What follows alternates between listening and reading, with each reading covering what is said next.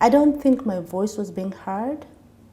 Being who I am, wearing the clothes that I wear, the way I speak, there's assumption that comes with it.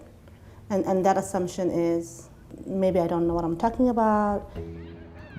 We have over 6,000 Somalis living here.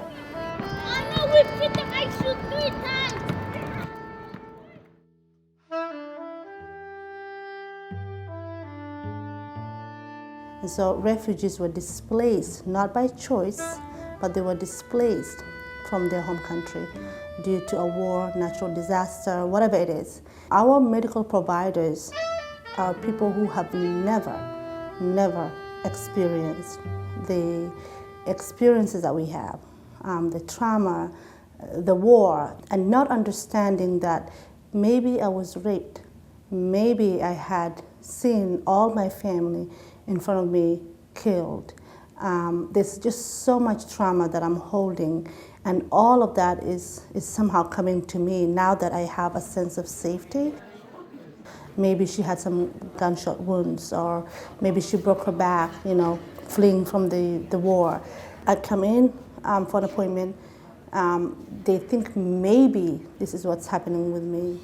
They then diagnose me, they give me some medication. A month later, I'm not better. I'm coming back. So it's a cycle of back and forth, back and forth. And so I don't feel many of the providers can connect with us, talk to me as a human being and say, okay, what was your history? How did you end up here? What are your experiences? Have that trust, have that connection, have that relationship. A 5-minute appointment, I'm so sorry, will not treat me as much as I need.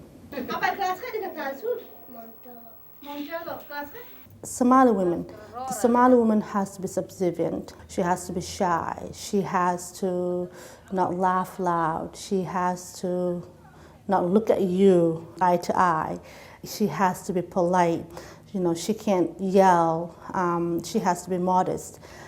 The body language, all of that. I want to be a lawyer. Anything that you want. So from the culture that I come from, a white person represents authority. They come from a higher class, fear, intimidation. Maybe they know it best. You're in their country. So there's so much loneliness, there's so much helplessness. And then you've got, a child who's in crisis. We've got experiences. We've got quite experiences in this community where, a tumor wasn't caught early enough. Parents didn't understand what they needed to do. Children, who've lost their lives because there was just that coordination and working as a team did not happen.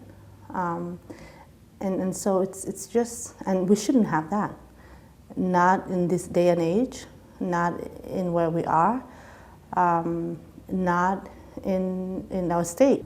And so I want doctors to know that it's not a typical patient. It's a patient that has so much trauma and so much issues and needs a lot of education and a lot of support to be able to get the best results that they can. Coming into a doctor's appointment, you diagnosing me and talking to me and not really looking at the deeper side to my story may do a lot more harm and damage than actually treating me.